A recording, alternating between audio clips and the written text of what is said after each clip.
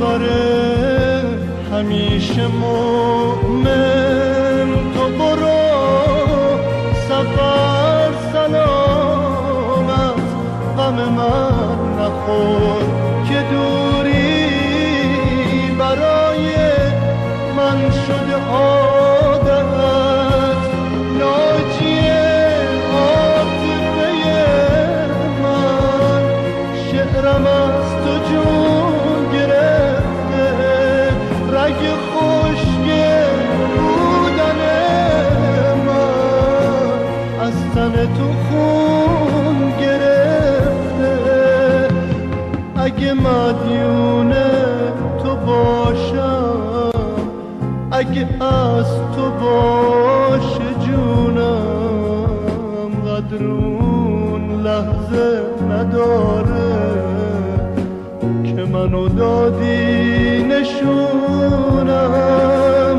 اگه مدیون تو باشم اگه از تو باشه جونم قدر اون لحظه نداره که منو دادی نشونم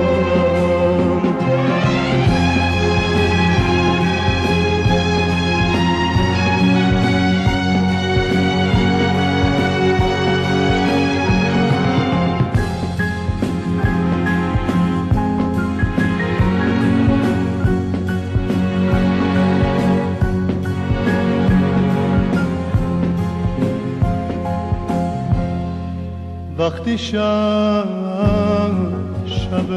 سفر بود توی کوچه های وحشت وقتی همسایه کسی بود واسه بردنم به ظلمت وقتی هر ثانیه شب تپش هراس من بود وقتی زخم خنجر دوست بهترین لباس من بود تو با دست مهربونی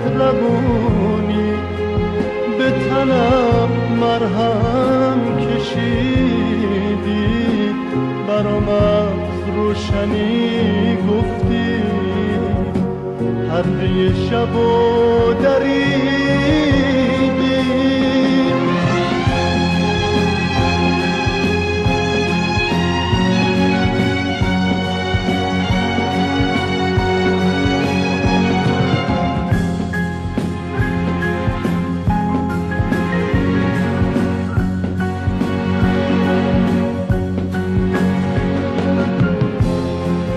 یاوره همیشه مومن والا به نظرم خیلی هم دیگه از آینده چیزی باقی نمونده دیگه با 50 سال سنمه نمیدونم چقدر دیگه باقی مونده باشه طبیعتاً ادامه همین راهیه که تا به حال رفتم به هر حال خب عمده ترینش همین در زمینه سینما و تئاتر هستش یکی خیلی خیلی دم دست‌تر از همه یعنی اون چیزی که زودتر از همه دلم میخواد بهش برسم اینه که من میخوام اینجا تو فرانکفورت یه محلی به وجود بیارم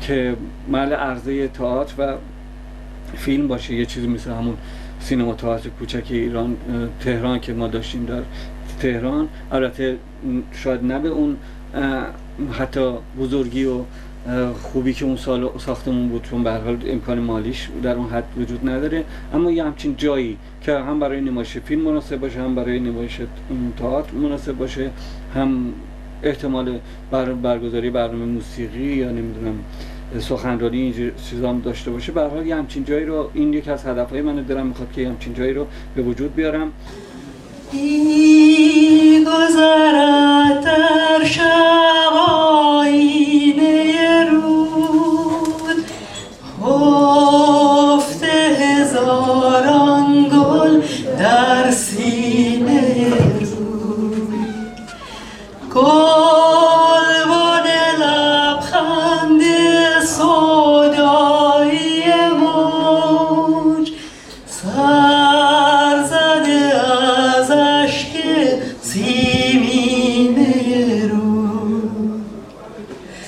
فراز رود نغمه خواه شکفته باغ کهکشان سوزد شب در این میان رود و سرودش اوج و فرودش میرود تا دریای دور باغ آینه دارد در سینه میبرد تا ژرفای دور موجی در موجی میبندد. من البته توی خانواده مذهبی به دنیا آمدم. البته مذهبی به این معنی که پدرم علاقه شدیدی به مذهب داشت و خیلی آدم مؤمن و معتقدی بود. مادرم هم کم و بیش تو همون مایه ها بود، ولی شاید تعصب مذهبی موصولت ما نداشتیم هیچ کدومون. در ارتباط با کار هنری نمیتونم بگم که مثلا کسی بود تو خانواده، مثلا پدر مادرم منظورم، که کار به خصوصی بکنن یا تشویق خاصی داشته باشن یا منع خاصی داشته باشن از اینکه من یه روزی یا یک کدوم از ما یه روزی کار هنری بخوایم بکنیم. حتی میشه گفتش که من برای اولین بار در واقع به کمک پدرم روی صحنه رفتم، اگر اون چیزی که از بشه گفت صحنه، چون بابام به خاطر همون اعتقاد مذهبی که داشت هر سال توی این تعزیه‌هایی که برگزار میشد از طرف همشهریای ما، منظورم کسانی بود که مال مجدآباد بودن، مال عراق بودن، هر سال یه تعزیه‌هایی برگزار میکردن در ماه محرم. بعد پدر منم اغلب تو این تعزیه‌ها شریک می‌شد، مثلا به جای حور یا غیره کار میکرد. من یادم که از طریق اون و به کمک اون همون یکی از اون دو طفلان مسلم رو رفتم و بازی کردم و شاید این اولین حضور صحنه‌ای من در کار طاقت بوده. شاید فکر می‌کنم 8 سالم، حد اکثر 8 سال یا 9 سالم بود که این کارو کردم. بعد اولین بار که من روی صحنه رفتم در واقع، که اونم ماجرای بسیار جالبی داره، و فکر کنم کلاس 5 بودم یا 4، 11 سالم بود، 10-11 سالم بود.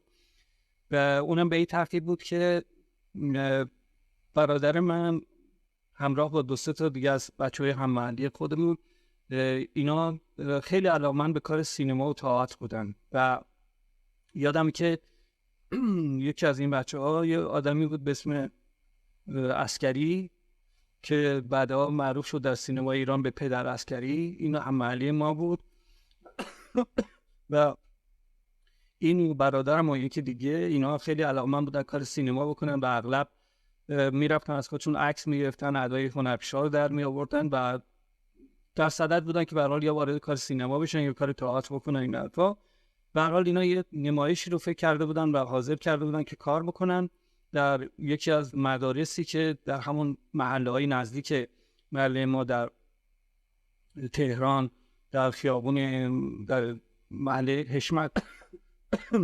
حشمتیه بهش میگفتن، ما در اونجا زندگی میکردیم.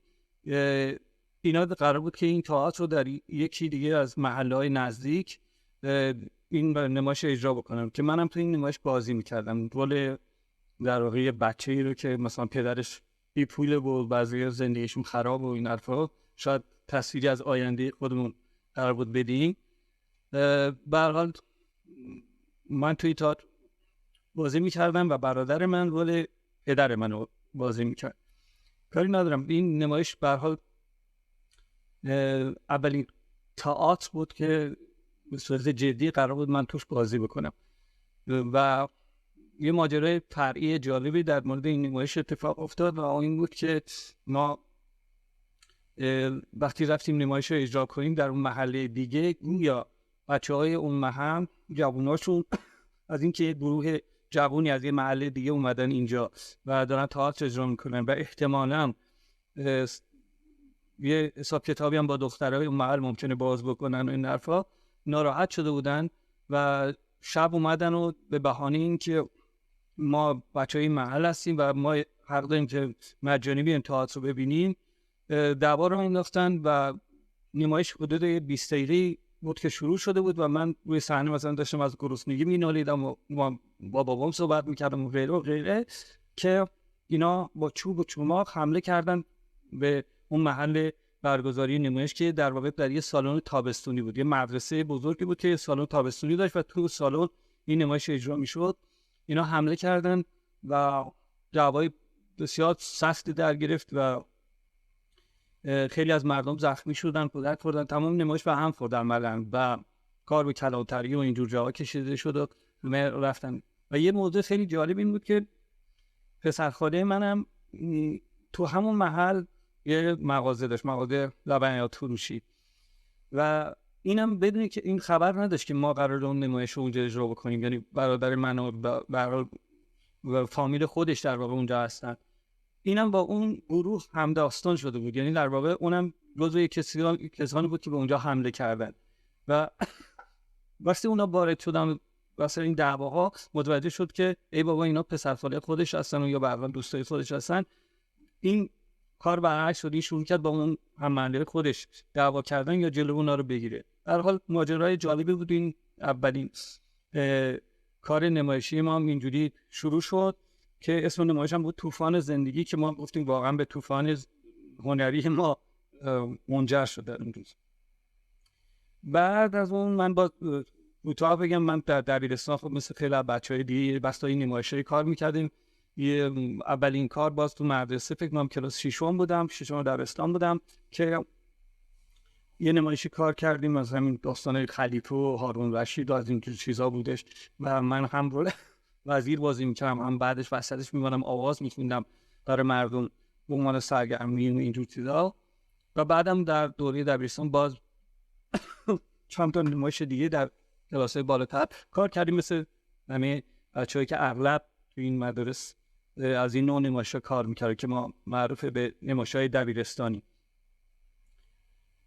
ولی کار یه خورده جدی‌تر خودم رو در زمینه تئاتر و سینما از سال 44 در واقع میشه گفت شروع کردم. 1344 من دیپلممو که گرفتم تصمیم داشتم اول برم دانشکده پزشکی و نمیدونم تو این مایه‌ها، که البته تحت تاثیر این ماجرای فرعی بود. اون به خاطر بود که مادرم تازه فوت کرده بود و من خیلی متأثر بودم از اون قضیه، دوست داشتم پزشک بشم که مثلا مریضا رو بتونم نجات بدم و این حرفا. ولی بعد علاقمندی باب ایمان به هر حال کار تئاتر و سینما بود، چون من تمام سالهای دبیرستان به خصوص هیچ فیلم جدی یا مطرحی نبود که من ندیده باشم، یعنی دائما تو سینما بودم. از همون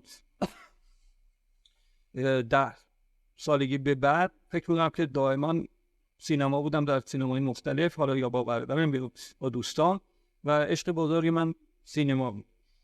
و به این دلیل بعد از در سال 44 بعد از اینکه رفتم کنکور پزشکی دادم و قبول نشدم دیگه، خب یه سال بعد صبر می‌کردم تا کنکور بعدی.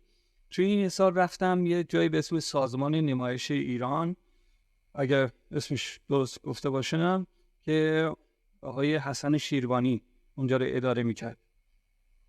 اون در واقع این سازمان نمایش یه سری کلاس داشت که یه اونجا بچه‌ها میمونن اسم نویسی میکردن برای کلاس، درس هنرپیشگی یاد میگرفتن و در واقع برای این بود که بعد از تموم شدن این کلاس ها کسانی که کار بلدن یا یاد گرفتن بتونن همکاری بکنن با آقای شیروانی یا استادای دیگه که اونجا بودن برای اجرای برنامه در تلویزیون یا بازی کردن در فیلم یا تئاتر، این چیزا در واقع.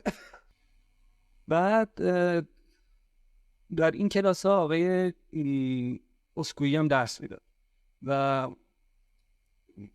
اون هم در واقع هم به عنوان استاد اونجا بود، هم به عنوان کسی که از بین بچه‌ها که در اون کلاس ها هستن و استعدادی دارن یا امکانی برای حرکت بیشتری در زمینه تئاتر دارن انتخاب بکنه و برای اون هنرکده آنایتا که خودشون اداره میکردن ببره اونجا. و اتفاقا من هم جزو کسایی بودم که اولین پام به اون هنرکده آنایتا باز شد و یه 6 ماهی هم اونجا در کنار آقای اسکویی بودم.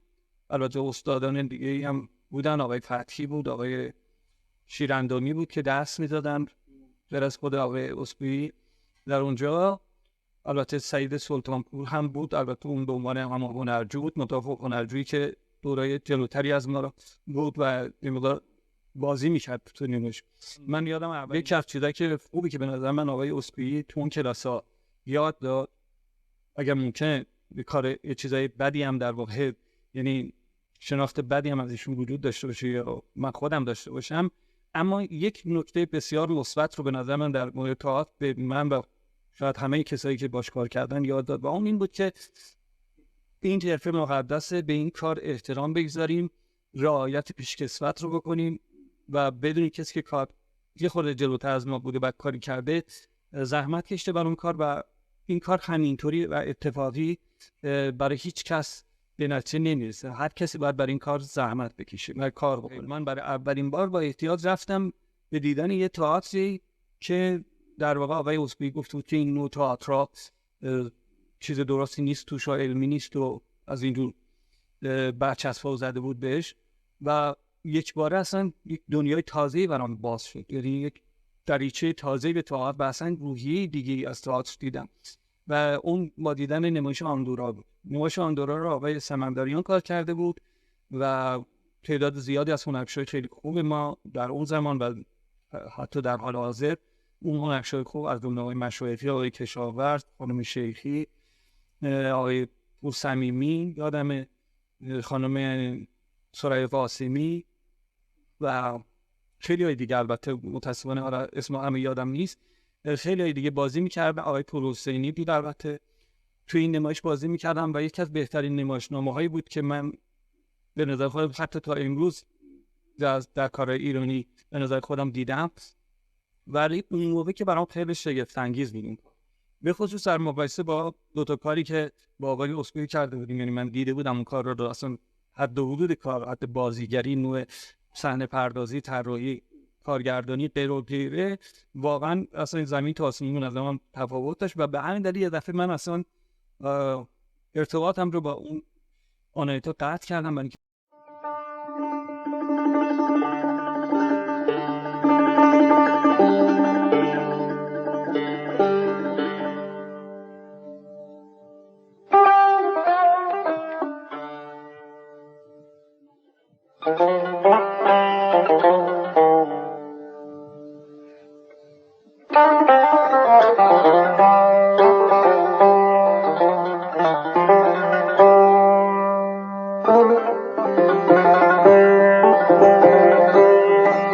در همین همزمان با این قضایا من دانشکده هنرهای دراماتیک رفتم کنکور دادم و قبول شدم در رشته سینما و بلافاصله هم همراه شدم با بچه‌هایی که به هر حال کار سینما می‌کردن تو همون دانشکده.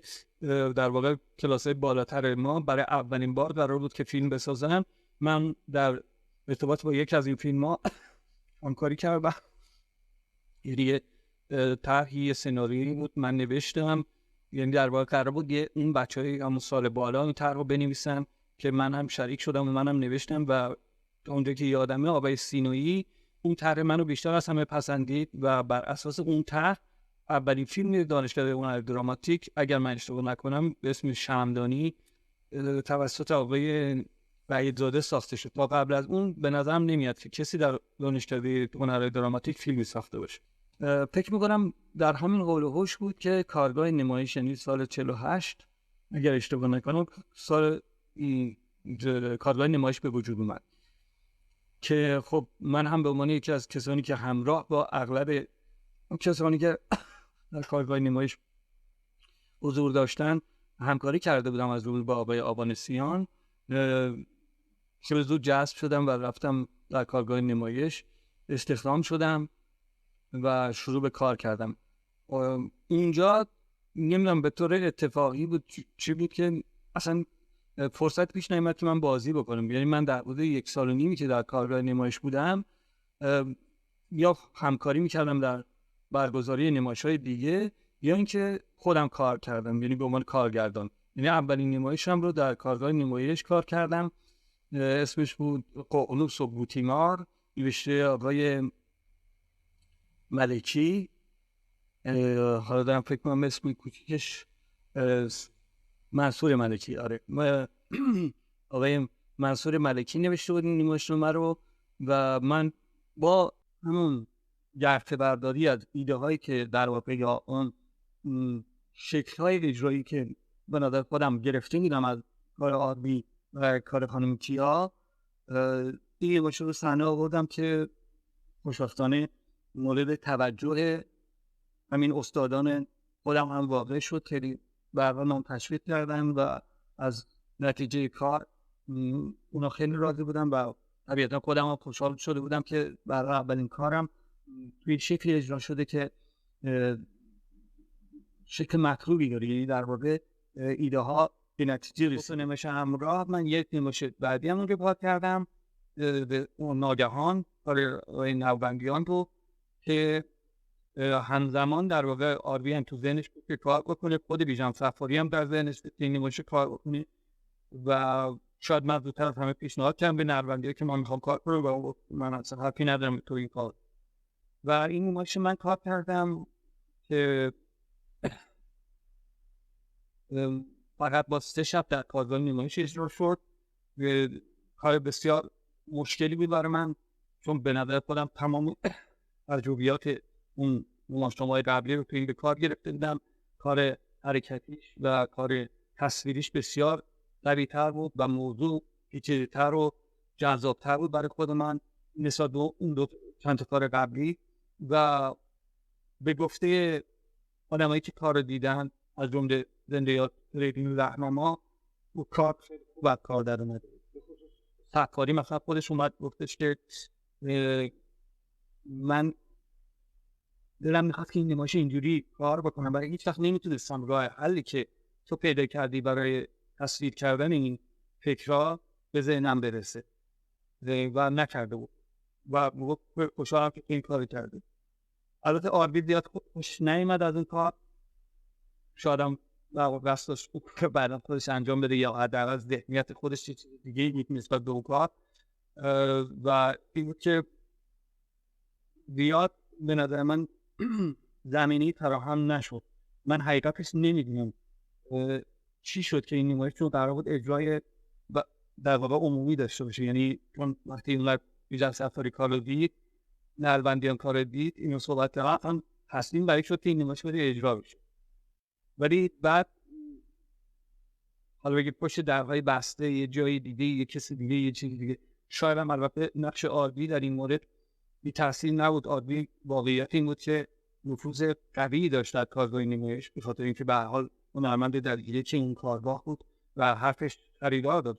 شاید موثر بوده که حداقل نظرش رو گفته که مثلا من این کار به نظرم خوب نیست یا خوب در نیامده، ممکنه تاثیر داشته باشه توی تصمیم گیری اون. برای این کار اجرا نشد. من البته چون هیچ چیز دقیقی راجع به این قضیه نمیدونم، قصدی ندارم که مثلا بگم که آربی بخواد مثلا جلوی کار من گرفت. اما همچین شغلی رو اونجوری ندارم، ولی میتونم بگم که به این شکل این کار متاسفانه تعطیل شد. شکل بسیار باعث ناراحتی من شد و باعث ناراحتی تمام بچه‌هایی که بازی می‌کردن. بازم میگم هنرپیشه اصلیش در اون کار روشن توزیع بود و بود محفش افشارخانه بود و قفاری بود، محمد باقر قفاری بود، صدرالدین زاهد بود، حبیب سپاه منصور بود، بقیه‌ای که متاسفانه فوت کرد، شهناز صاحبی بود، فریبرز سمندر بود و خود منم یه تیکه کلیپ‌های توش بازی می‌کردم. قرار بود این رول خرج بازی کنیم، بعد اونم نیامد و بعد قرار شد یه چیزی که باید اونم نیامد، اصلا من خودم یه تیکه کوتاه بازی کردم. به هر حال این اجرا نشدن این نمایش باعث جدایی من از کارگاه نمایشم شد. فکر میکنم باید همون سال 55 یا 56 دقیقا واقعا یادم نیست که اولین فرصت پیش اومد که من یه فیلمی رسادم، فیلم سینمایی رسادم. یه فیلمی بود که سناریوش رو دوست عزیزم آقای جنتی عطایی نوشته بود، فدایی، که بعد اومد با هم رو سناریو هم با کار کردیم و به هر حال همه چیز اوکی شده بود که من این فیلم رو بسازم. اون موقع قرار بود تغییر نکتار بازی کنم و وجستا و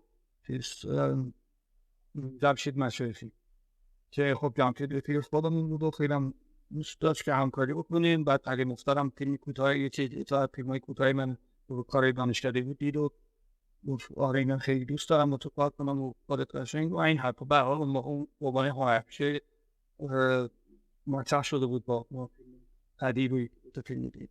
به هر حال ما تا حتی پای قرارداد رفتیم. بعد با اشتباهی که به نظر خودم من داشتم یه کمی نشناختن این حرفه، من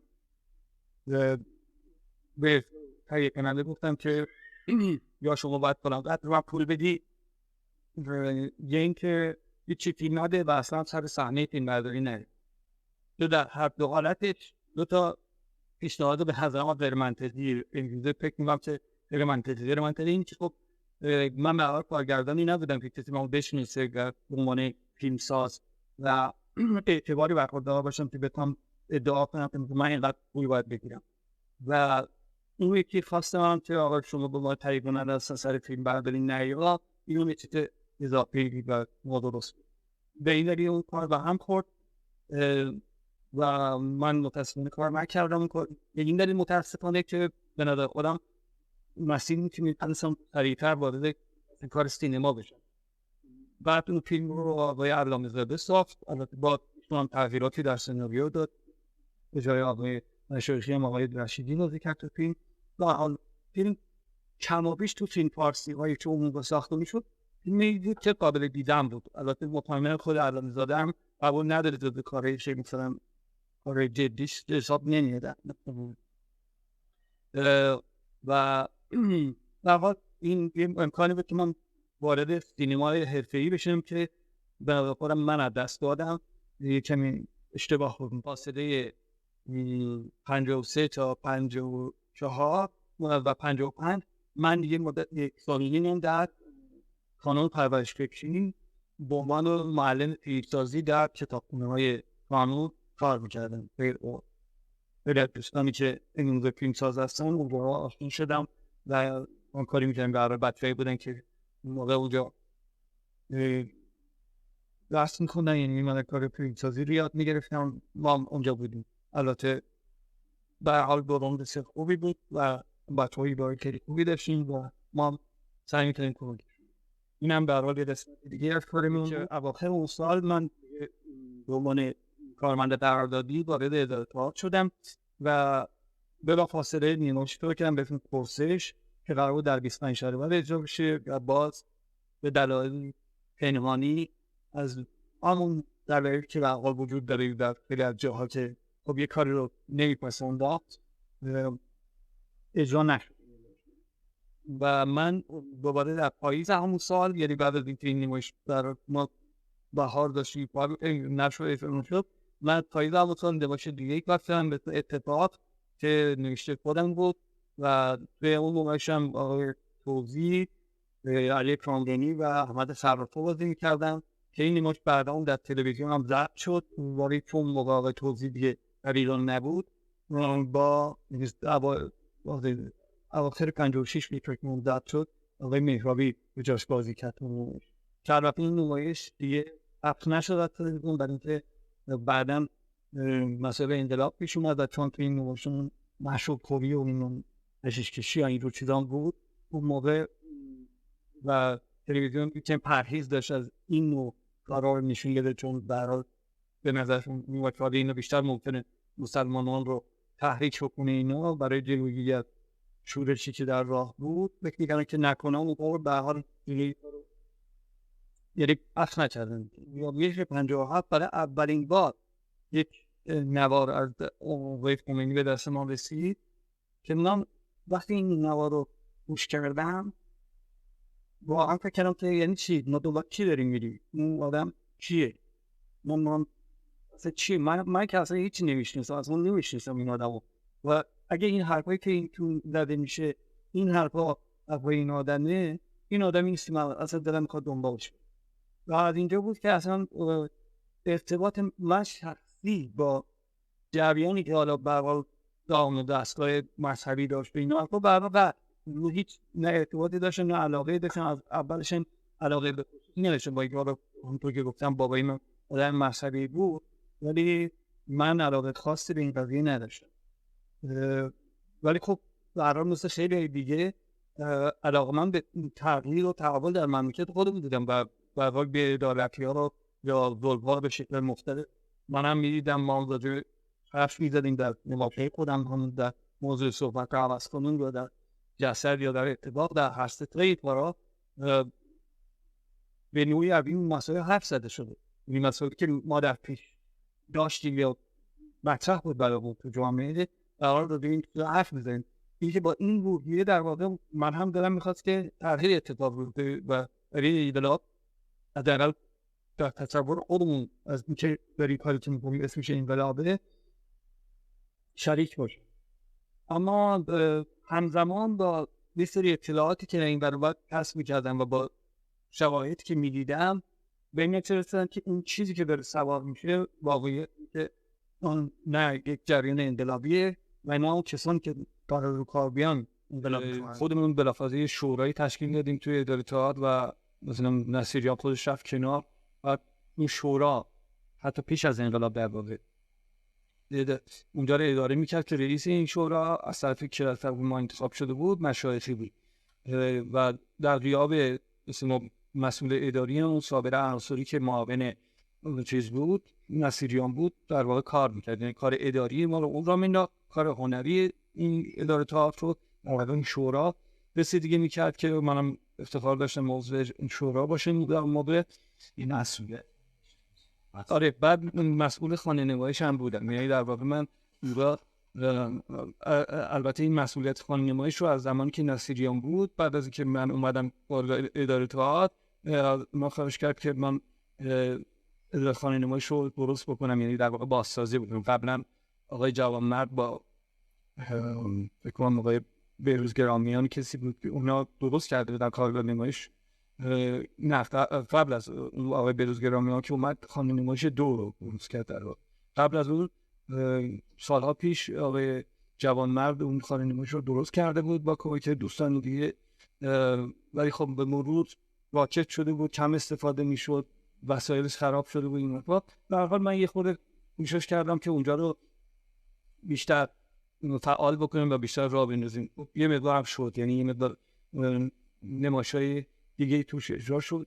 در مورد سندیکا هم حالا این میتونم بگم که برای سندیکا همون سال 57 در واقع زندگی‌های تشکیلیش به وجود میاد و طبیعتاً بچه‌های لاله‌زار یعنی تئاتر لاله‌زار بیشتر از همه علاقه‌مند بودن که سندیکا تشکیل بشه، برای که اونا از اون راه نون می‌خوردن در واقع. یعنی از کار حرفه‌ای به این معنی اونا شاید حرفه‌ای‌تر از ما بودن، یعنی اونا وقتی کار می‌کردن میتونستن این داشته باشن، ولی ما که در اداره تئاتر بودیم یا در جای سازمان دیگه دولتی خیلی از اوقات در کار هم نمی‌کردیم که اونو می‌گرفتیم. این البته به معنی نیستش که همه کسایی که اونجا بودن اینطور بودن، خیلی هم بودن که اونجا واقعا کار می‌کردن بیشتر از دیگرانی که در بیرون بودن کار می‌کردن. اما این امکان مردم به طور بالقوه وجود داشت که خب یه چیز کارمند اداره تئاتر واقعا به دلیلی مثلا نمایشی در دست نیست که تمرین بکنه میتونه کار نکنه و حقوقشو بگیره تا نوبتش بشه. به هر حال در سال هر هنرپیشه حداکثر 1-2 تا بازی میتونه بکنه یا یه کارگردان یه دونه کار 2 تا کار بکنه. طبیعی بود که تمام سال مشغول تمرین یا اجرای نمایش نبودیم. بعضی وقتا هم بود که خب یه کارگردان ممکنه برای پیدا کردن یه کار نمیدونم 6 ماه وقت بخواد پیس بخونه، نمیدونم نویسنده پیدا کنه غیر و غیره. در حال به این صورت نظرم که کار حرفه‌ای رو واقعیت این بود که به نظر من لاله‌زاریا در واقع انجام میدادن. حرفه‌ای که به نون شب و روز شبشون بسته بود به اینکه شب برام روزانه یا نرم در این حد. در حال سندیکا با این فکر واقعی که یه ده حرفه‌ای بیان دور هم جمع بشن شروع به کار کرد. اما متاسفانه به سرعت در واقع از محتوای انقلابی خودش تویی شد و تبدیل شد به یکی از زواید حزب توده. یعنی در واقع یکی از چیزایی بود که چون توده یا خیلی خوب بلد بودن اون تشکیلات رو راه بندازن، خوب بگیرن تشکیلات رو، خوب دیگران رو عصبانی کنن از اون جایی که اصلا بندازن بیرون. عملاً بچهای دیگه‌ای که یک کمی طرز فکر متفاوتی داشتن در سندیکا به مرور خودشون کنار کشیدن. البته همونطور که گفتم چون واقعیت این بود که زندگی ما بستگی نداشت با اون سندیکا و می‌دیدیم که این سندیکا هم هیچ توانی برای مقابله با اوضاع حالی که در اونجا هست نداره. نتیجتاً کم کم سندیکا تبدیل شد به همونطور که گفتم یه زایده‌ای از حزب توده که یه ادم اونجا بودن. هر از گاهی یه پوستری برای نوشین، پوستری برای تیموتاش، پوستری برای فلان مناسبت دیگه یکی میمیره مجلس ختم بذاره. یعنی سندیکا چیزی نبود که بشه گفت سندیکای تا، یعنی همون موقع وقتی مثلا فرض کن سعید سلطانپور رو در سال 60 کشتن، این سندیکا صداش در نیامد، نفسش در اون، برای که جرأتش نداشت که حرفی بزنه. مثلا شاید هیچ کسی جرأت به اون صورت نداشت. ولی به هر حال اگه قرار بود سندیکا کاری بکنه باید تو این موارد انجام بده. یا مثلا وقتی تئاتر دالزا رو تعطیل کردن و تبدیل کردن به مراکز الکتریکی پاساژهای تجارتی، سندیکا کاری نتونست بکنه، در حالی که اگر قرار بود اتفاقی بیفته باید از طریق سندیکا باشه. یا حتی مثلا در اعتراض به فلان سانسور یا فلان چیز دیگه، واقعیت اون بود که فقط در بیانیه‌های اولیه فقط 4 کلمه در اعتراض به سانسور وجود داشت، بعدش دیگه خبری از اونم نداشت. در حال اینم کمابیش ماجرای سندیکا که خب البته خیلی مفصله و در این موارد به اون معروف نمیگه اینجا که ما میخوام زیاد راجعش نمیتونم صحبت. بعد دیگه خودت فعالیتی داشتی، نقشی داشتی؟ آره من در مورد سندیکا، آره من همونطور که گفتم جزء کسایی بودم که در اول سری فعال برخورد کردم در سندیکا. من هم در نوشتن اساسنامه سهم داشتم، یعنی به هر حال اساسنامه فکر کنم آقای احسانی متن اصلیش رو اون آورده بود، چون مسائل قانونی توش میدون، ایشون فکر کنم وکیل بود و از بچه‌های همون گروهی بود که با آقای اسپوینا بودن، حالا ایشون توری بود یا نبود من نمیدونم. در حال اینا اون آورده بود ولی ما خیلی روش کار کردیم. من بودم دولت آبادی بود، بکر زنجانپور بود، فکر میکنم اون سعید سلطانپور بود. اینا ما روی متن این چیز کار کردیم و متن ما درست کردیم. بعد من خودم به عنوان عضو علالبدر انتخاب شدم. بعدم یکی از اعضا که من رفتم توی شورا، چند جلسه من رفتم و بعد هم که گفتم من هم یکی از اون بودم که دیدم اینجا اون فضایی نیست که ما میخوام و این آدما اون رفتاری که باید بکنن نمیکنن، من خودم کنار کشیدم. یعنی در واقع اینجوری میخوام بگم که مثلا شاید حدود از شروع اولین صحبت‌های تشکیل سندیکا تا زمانی که من کنار کشیدم، مثلا یه حدود 6 ماهی مثلا در ارتباط 6-7 ماهی باید در ارتباط با سندیکا داشتیم. بعدش این که یه خواستن که ما میموجو ببریم تلویزیون. البته ما یه اشتباهی کردیم، یعنی در واقع به توصیه موضوع اصلی یعنی نمایش من در واقع اشتباهی کردم که نمایش تبدیل کردیم به سریال و این سریال طبیعتاً من به عنوان نویسنده دوم، یعنی در واقع متنی که مال آقای محمود رهبر بود که من خودم در اجرای فهمیش هم باید کارش من نوشته بودم و تغییراتی در نمایشنامه داده بودم، دیگه متن تلویزیونی شد، دیگه بر اساس نمایشنامه خودم کلا نوشتم. این در واقع تیکه‌های مال نمایشنامه نویس بود، تیکه‌های زیاد شد مال خودم، شاید 55% اون تیکه در تلویزیون بود نوشته من بود و بقیه‌اش نوشته. و دیگه داستان ضبط اون سریال و عواقب بعدشون بسیار مفصله و ولی از نظر خودم بعد آخر کردم که این اشتباه که ما رو تبدیل به سریال کردیم، برای که از اون زهر موضوعی که این نمایشنامه داشت که راجع به برخورد مردم به خاطر بی‌آبی و مسائل مشکلات اون در واقع در زمان شاه این داستانش می‌داشت، در واقع حمله به چرخوبی و بلوگره اینا توی این نیمه‌شین مطرح شده بود و درست همزمان با اجرای این نیمه‌شین در تالار سنگرش هم مردم افسریه در همون زمان جمهوری اسلامی مردم در افسریه تهران با حمله کردن به پاسدارا حمله کردن به شهرداری حمله کردن غیره خیلی چیزو جالبی شد از نظر ما ولی طبیعتا مقدمه در اون دسته اون معنی را پیدا کرد که ما اینجوری داریم تحریک میکنیم یعنی این کارهای تحریک‌آمیز و خب روزنامه جمهوری اسلامی اینا نوشتن ما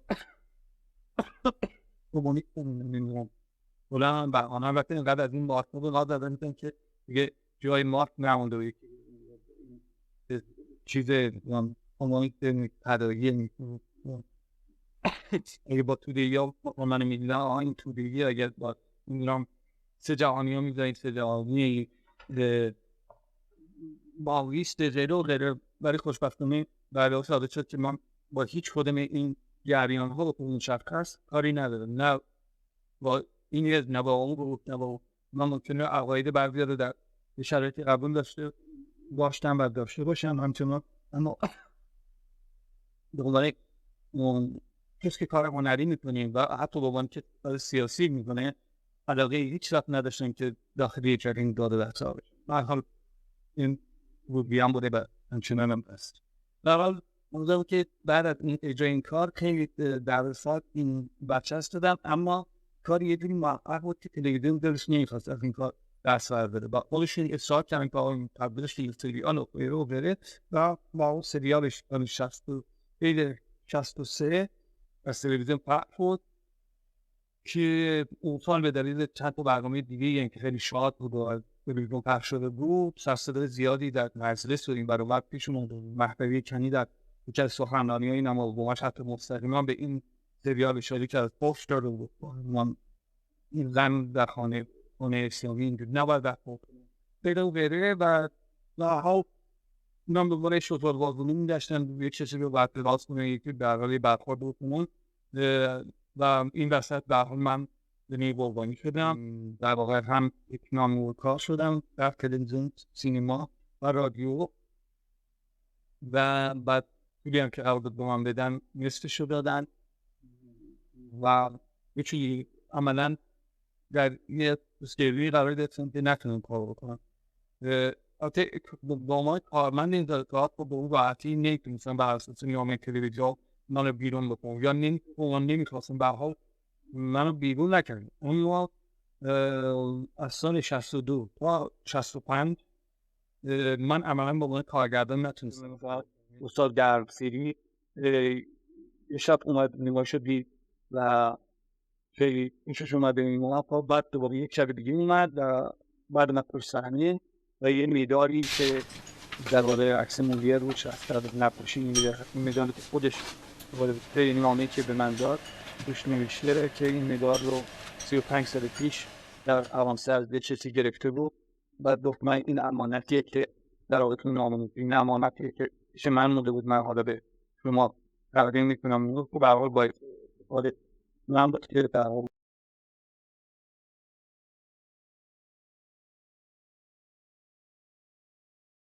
اینک به یادبود اجراء نفیس نمایش خسیس یک قطعه میدالیون مولیر را که 35 سال است به امانت پیش خود نگاه داشتم تقدیمتان می کنم و از خداوند توفیق هرچه بیشتر برای شما در اطلاع هنر تئاتر کشورمان مسئلت دارم.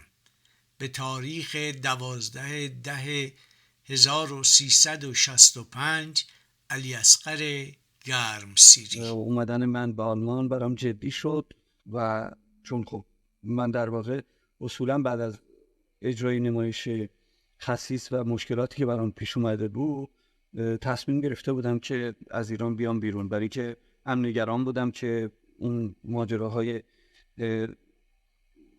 نمایش خسیس درد سرآفرین باشه هم این بود که من به طور کلی از سینما و تلویزیون و رادیو ممنوع کار بودم در واقع محدودیت برای من خیلی زیادتر شده بود و حالا این ماجرای نمایش خسیس هم میتونست محدودیت جدید ایجاد کنه. بنابراین من تصمیمم گرفته بودم که از ایران خارج بشم و به هر حال شرایطی هم فراهم شده بود، امکاناتی بود که بتونم به صورتی بیام بیرون و تو همین گرفتاری‌های بیرون اومدن از ایران بود که اون نمایش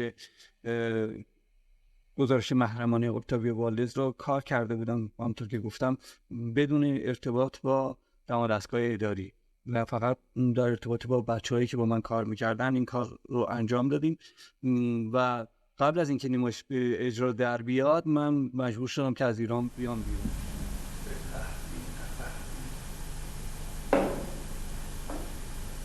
ببینم روح موح و اینجور چیزا که نیستی. روح موح نه، اما اینجور چیزا ممکنه. مرد حسابی خبر میکردی برات آب و جارویی کنیم، فرشی پهن کنیم، زنگی بزنیم. بفرما. دیدن دوستان که تشریفات لازم نداره. البته دیدن داریم تا دیدن. حتما این وقت شب یه کار خیلی مهمی داری که ما رو سرافرازمون فرمودی. کاش به جای این همه قدرت پیشگویی یک ذره خوشقول بودی. بدقولی کردم. نه راستش بدقولی نکرد، اما فراموش کرد. چی رو؟ مگه قرار نبود راجع به بچه‌های ایران یک گزارش برای من بفرستیم؟ من؟ گزارش؟ اصلا یادم نمیاد. از اون گذشته تو که خودت از من معارف‌تری. تو اینجا صفحه جوانان مجله رو در میاری، اون وقت من اون طرف دنیا از تو واردترم. باور کن خبرایی که تو داری خیلی دست اولتر از اون خبرایی که اینجا ما داریم. ببین اینجا تا یه مطلب بخواد به دفتر مجله برسه از 7 تا صافی میگذره، تا برسه چاپخونه 100 تا قیچی میخوره. همین مطلب بی یال و دو من وقتی در میاد بیرون اگر یک کمی بولگار باشه نویسنده و سردبیر و صاحب مجله رو میکشن زیر اخیره. اما خب بالاخره یه چیزای چاپ میشه دیگه. چاپ میشه یه چیزایی، دردسر ما مثلا این یه چیزاست دیگه. ببینم مگه داستان فرج سرکویی رو نشنیدی؟ چرا؟ ماجرای فرج سرکویی رو شنیدم. این چیزا هست. پارسال معروفی بود، امسال سرکویی، سال دیگه یکی دیگه. آقا تو این مملکت روزنامه نگاری همش دردسره. نباید تفره بیدیم. رو کن ببینم مطلب چی داری. خب چی بگم که تو خودت ندونی یا قطعا برات ننوشته باشه. اینجا اجحاف، دزدی، فحشا، نمیدونم رشوه خواری انقدر زیاده که گفتنش جز درد سر واسه آدم هیچی نداره. آره اینا رو میدونم، اما در مورد بچه ها چه؟ ببین خواهش میکنم مثلا صحبت بچه ها رو نکن، چون اصلا دوست ندارم راجع به این یه مسئله صحبت کنم. برای چی؟ برای اینکه بس خیلی خرابتر از اونیه که فکرشو میکنی. اصلا رها کن مجید جان، بعد از مدت ها بلند شدی اومدی اینجا دل منو شاد کردی. بذار با هم یه حالی بکنیم. آخه عرق میخوری. ای بابا حال چه وقت عرق خوردنه؟ واسه حال کردن همیشه وقت پیدا میشه. ما باید امروز راجع به این مسائل حرف بزنیم، مگه نه؟ آخه باید بدونیم چه بلایی داره سرمون میاد. باید بدونیم یا نه؟ بله باید بدونیم دوست عزیز من. اما چجوری؟ بعضی حرفا گفتنش واقعا سخته، نوشتنش سخته. چجوریه مخه؟ اما خب بالاخره باید یه جوری گفت. چجوری باید گفت؟ بالاخره هر جور که دوست داری. امشب آزادی، هر جور که دلت بخواد.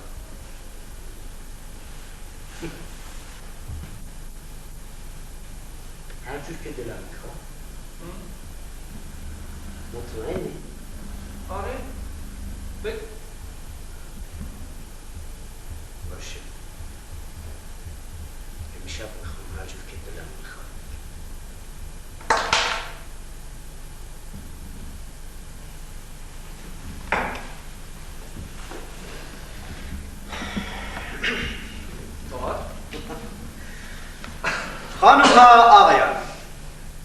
بچه های ایران الحمد شکر خدا همگی صحیح و سالم، خوشحال و خندان، سر و مرو گندن. وضع مدارس، وضع تغذیه، وضع روحیات بچه های این مملکت همه چیز عالیه. اینجوری خوبه؟ حالا ادامه بده. البته یک عده مبرز، یک عده ملعون همیشه از سر بیکاری یک سری مطالبی سرهم می‌بافند و در روزنامه ها می‌نویسند که خب معلومه قصدی جز تضعیف روحیه ملی، انقلابی و اسلامی این بچه ها نداره. چی مثلا؟ مثلا یک مطلبی همین اینجا یک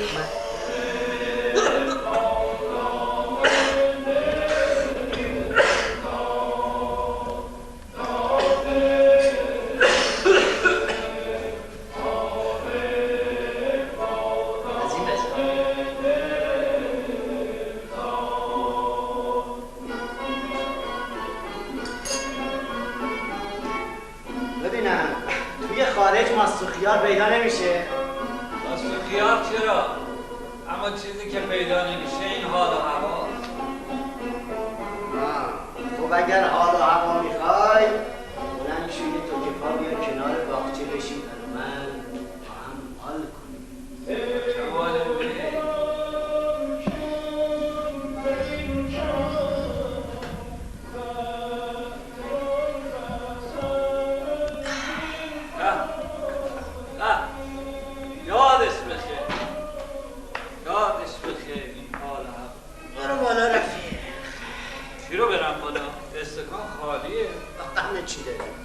زندگیت خالی نباشه، استکان که چیزی نیست نازنین.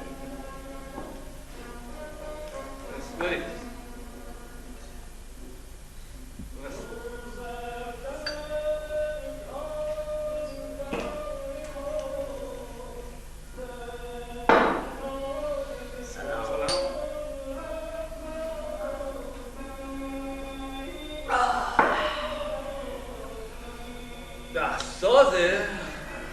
سفارش مخصوص از کشمش فرد علا از حجره حاج آقا. خوب عشق میکنین ها. مگه شما نمیکنین؟ این یه چیز دیگه است. این حال هوا، این شب و این نسیم، این صدای آب. این صدای آب، این شب و این نسیم توی خارج پیدا نمیشه.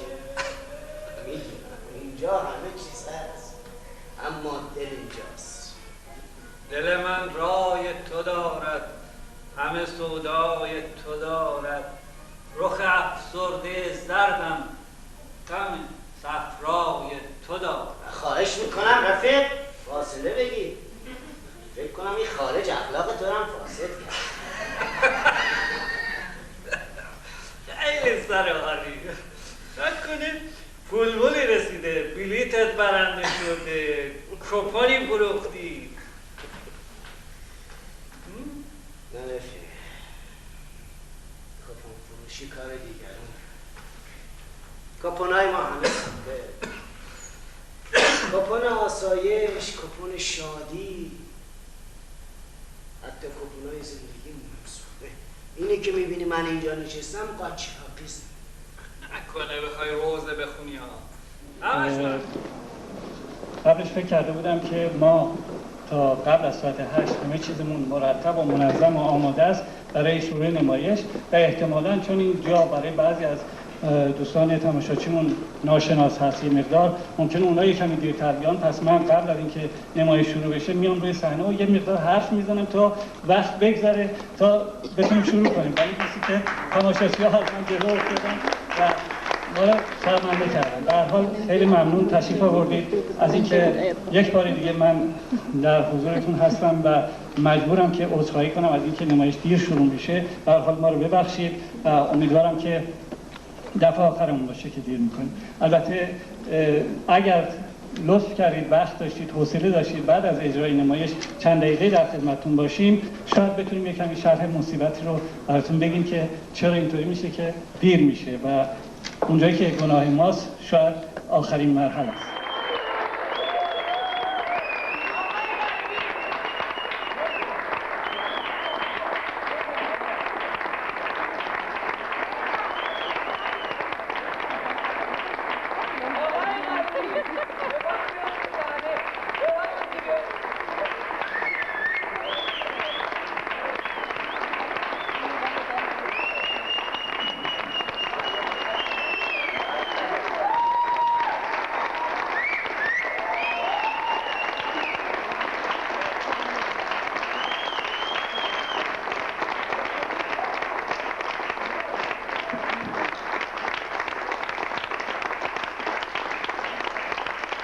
ایران در تبعید مختصری خدمتتون صحبت بکنم. البته قرار بر این هستش که قبل از هر سخنرانی معرفی کوتاهی سخنران بشه. ما چون قراری با کسی نذاشته بودیم که این صحبت بشه، من فکر میکنم که باید یک کوتاه برای تعداد معدودی از دوستان که منو نمیشناسن کوتاه یادآوری کنم که من اول متولد سال 1325 هستم. در تهران به دنیا آمدم، در دانشکده هنرهای زیبای در دانشکده هنرهای دراماتیک تهران در رشته کارگردانی سینما و تلویزیون درس خوندم، ولی بیشتر به کار تئاتر پرداختم و از همون سالها با دوست عزیزم از سال 1345 کار تئاتر رو شروع کردم. به هر حال تا امروز ادامه دادم. به هر حال چون اغلب دوستان از قدیم من رو میشناسن دیگه توضیح بیشتری نمیدم.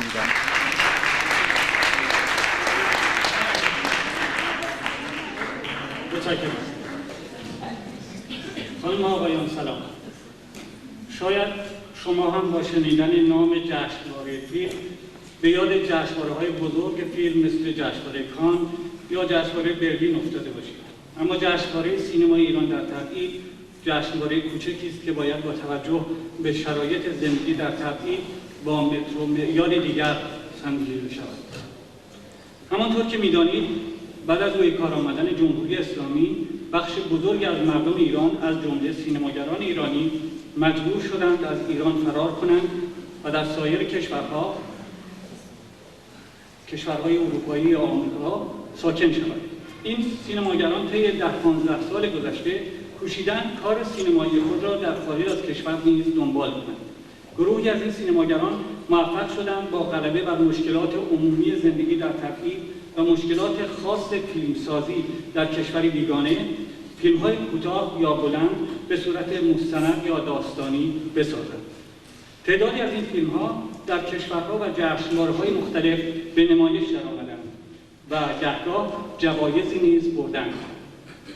در کنار این گروه از سینماگران قدیمی، گروهی از سینماگران جوان ایرانی هم در سالهای گذشته کارهای سینمایی خود را در خارج از کشور آغاز کرده و فیلم‌های متعددی ساختند. اما مشکلات فیلمسازی در خارج از کشور که شرح آنها در گفتارهای بعدی خواهد آمد همچنان وجود دارد. برای رفع این مشکلات سینماگران ایرانی که در خارج از کشور به سر میبرند اغلب به صورت فردی راههایی یافته و مییابند. اما از چندی پیش ضمن تشکیل جشنواره‌ها، سمپوزیوم و سمینارهای مختلف این سینماگران میکوشند تشکل خاص خود را به وجود آورند. بخشی از این کوشش‌ها سال گذشته، دقیق‌تر بگویم سپتامبر سال 1995 در آلمان به ثمر رسید و کانون سینماگران ایران بخش آلمان تشکیل شد. به وسیله گروهی از سینماگران ایرانی که در آلمان زندگی می‌کنند. یکی از مهمترین وظایف این کانون معرفی سینمای ایران در تبعید به همه ایرانیان و سایر ملیت‌هاست. این جشنواره که با وجود مشکلات و کمبودهای فراوان از امشب آغاز می‌شود، سرآغاز کوشش‌های کانون سینماگران ایران در تبعید بخش آلمان در جهت معرفی سینمای تبعید و سینماگران تبعیدی ایران است. خب این شروع شد که نمایش‌هایی در اینجا نوشته بشه، یعنی نمایش‌هایی که مسائل اینجا رو توش مطرح کنه یا نمایش‌هایی که مسائل ایران رو مطرح کنه. البته در اون اول، یعنی این اول که میگم حدود سال 62 تا 65 66 هستش، بیشتر بازم مسائل ایران مطرح شد. یعنی تو نمایشنامه‌هایی هم که نوشته شده در اینجا بازم مسائل ایران توش مطرحه، یعنی مسائلی که مستقیما در ایران داره میگذره یا به هر حال مسائلی که اگر اینجا کاراکتری وجود داره توش در ارتباط با اونجا هست. در این دوره خب به دلیل اینکه ایرانیایی که اومده بودن با هنرپیشه‌ای که بودن تعداد زیادشون با محیط و فرهنگ بیگانه آشنایی نداشتن، یعنی یا زبان نمیدونستن یا کار پیدا نکرده بودن یا جذب دانشگاه نشده بودن. در حال با محیط بیرونی خودشون، یعنی محیط اجتماعی که تو زندگی می‌کردن خیلی ارتباط نداشتن، نتیجتاً امکان نزدیک بودن به همدیگه، امکان ارتباط داشتن با همدیگه و کار کردن با همدیگه زیادتر بود. به همین دلیل نمایش‌هایی که در این دوره کار شده اغلب پرپرسوناژه، یعنی مثل این نمایشنامه مثلا با 15 16 نفر مثلا آدم روی صحنه است. نمایش بعدی که الان خدمتتون نشون میدم باز میبینید که حدود 15 16 نفر آدم توش کار میکنیم و همینطور نمایش‌های دیگه هستش که اغلب به دلیل اینکه بچه‌هایی که کار میکردن چه اونایی که هنرپیشه حرفه‌ای بودن چه اونایی که غیر حرفه‌ای بودن و جذب این کارا میشدن امکان این داشتن که یعنی وقت آزاد داشتن. امکان ساده‌تری بود کسی رو به خارج بفرستن، یک نفر رو بفرستن به خارج و بیاد در یه جلسه سخنرانی بکنه. اما بعد نمایش فیلم، تئاتر، موسیقی البته زودتر شده بود اشتباه نکنم، به هر حال به این شکل شروع کرده کارش رو و با کمک ما که در خارج از کشور زندگی میکنیم. اینکه ما چقدر سهیم بودیم یا هستیم آگاهانه یا ناآگاهانه بحثی است که میشه بیشتر باز کرد راجبش صحبت کرد. اما حضور فرهنگی یا ضد فرهنگی جمهوری اسلامی فقط به این نیستش که تئاتر اجرا کرده یا فیلم نمایش میده یا موسیقی اجرا میکنه. جمهوری اسلامی در شکل‌های دیگه هم این حضور فرهنگی خودش رو اینجا داره. با تمام اون تبلیغاتی که کرده در مورد بازگشت به ایران، با تقویت حتی مقادهای ایرانی به شکل‌های مختلف، در واقع این حضور فرهنگی، چون حتی بخش‌های مصرفی زندگی هم جزء فرهنگه. یعنی وقتی که یک کسی میاد به فروشگاه ایرانی و سراغ اینو میگیره که دوغ ایران رو بخره، یعنی یه وابستگی به اون مملکت داره، یه چیزی از اون مملکت میخواد که احتمال میده اینجا پیدا نمیشه. این هم خودش نوعی زمینه است برای ارتباط بیشتر با اون مملکت و جمهوری اسلامی از تمام این عوامل استفاده کرده و میکنه و این چیز غیر عادی هم نیست. ما یه ملتی هستیم، از اون مملکت خودمون دور افتادیم، به همه اینا نیاز داریم. ما به سبزی ایران، به نون ایران، به پسته ایران، به همه این چیزا احتیاج داریم، به موسیقی ایرانی، به تئاتر ایرانی، به فیلم ایرانی، به همه اینا احتیاج داریم. بنابراین جمهوری اسلامی از همین امکانات میتونه استفاده کنه و داره میکنه.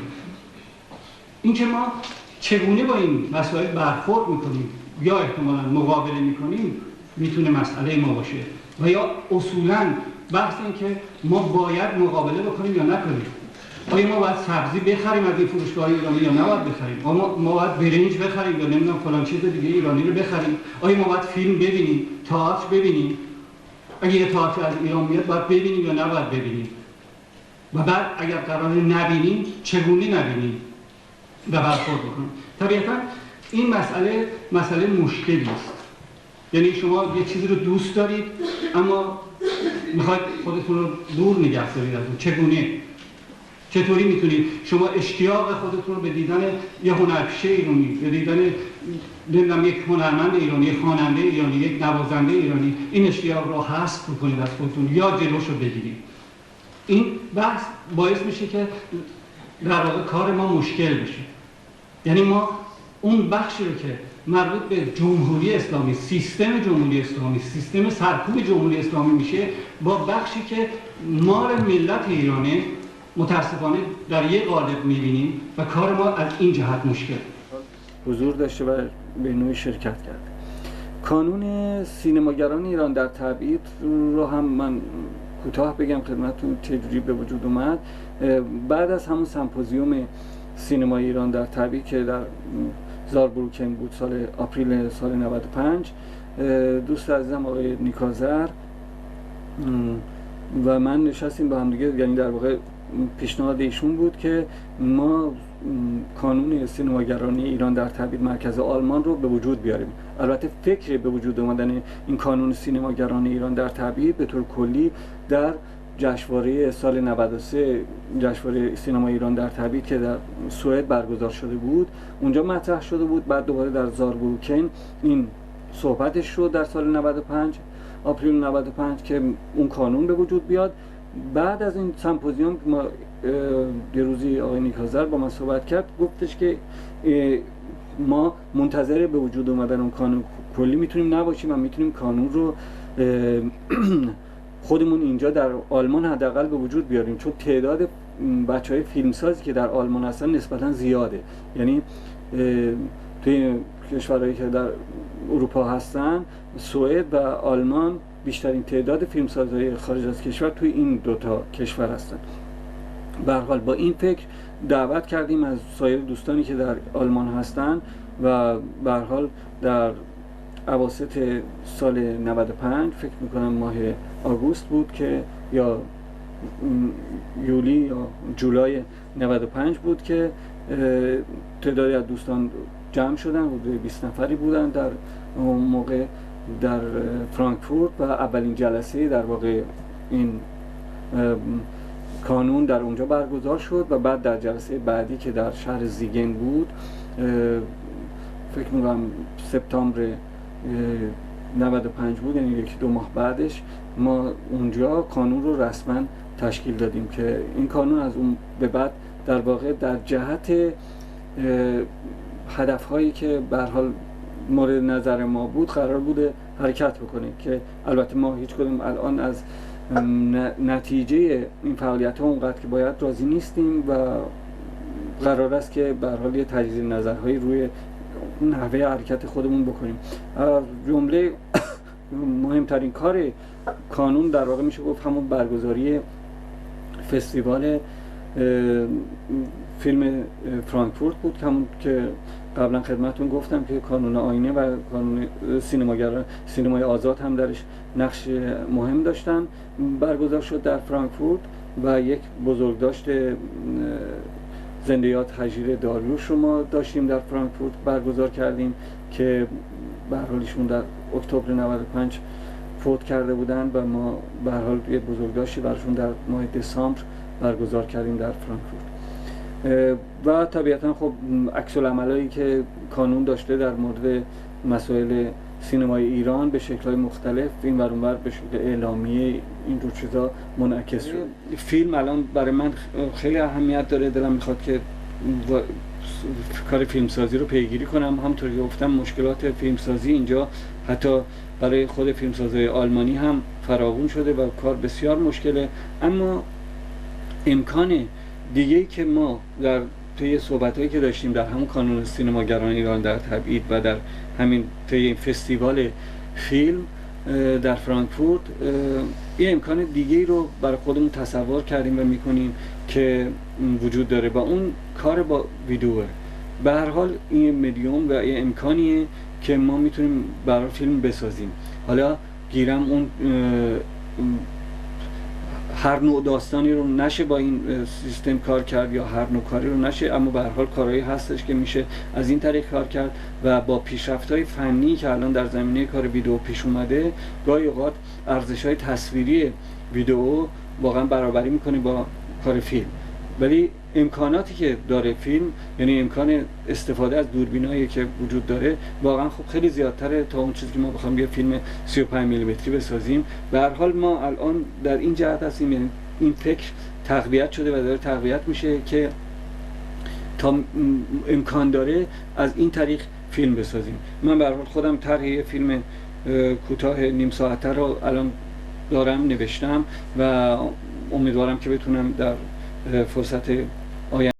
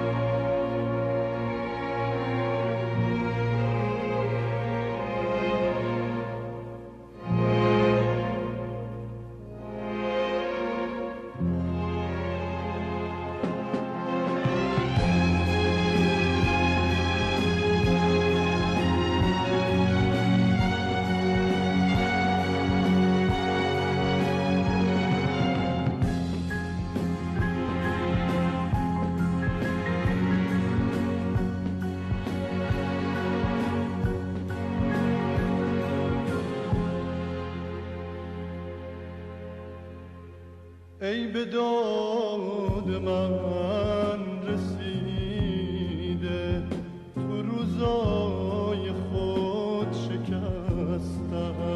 ای چراغ مهربونی تو شبای وحشت من، ای تبربر حقیقت توی لحظه های تردید. تو شبو از من گرفتی، تو منو دادی به خورشید.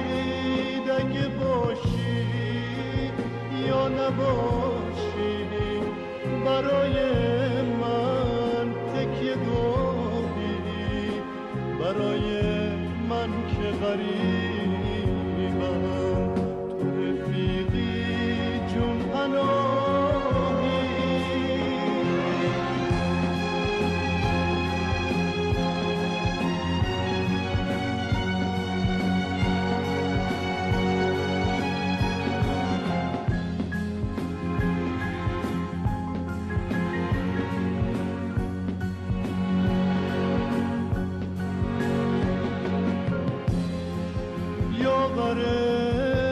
همیشه مومن تو برو سفر سلامت، غم من نخور که دوری برای من شده عادت.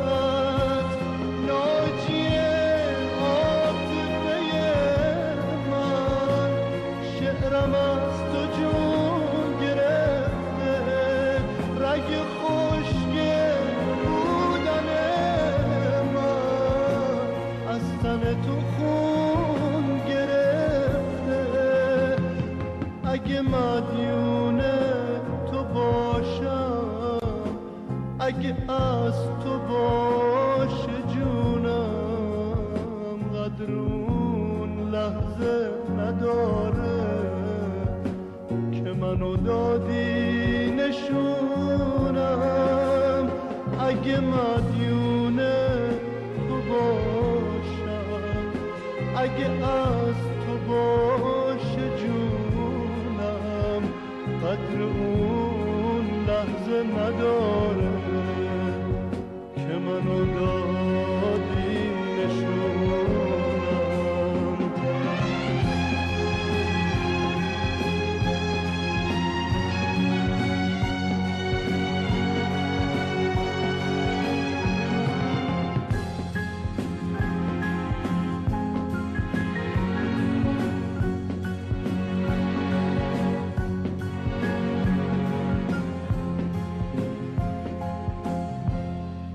وقتی شب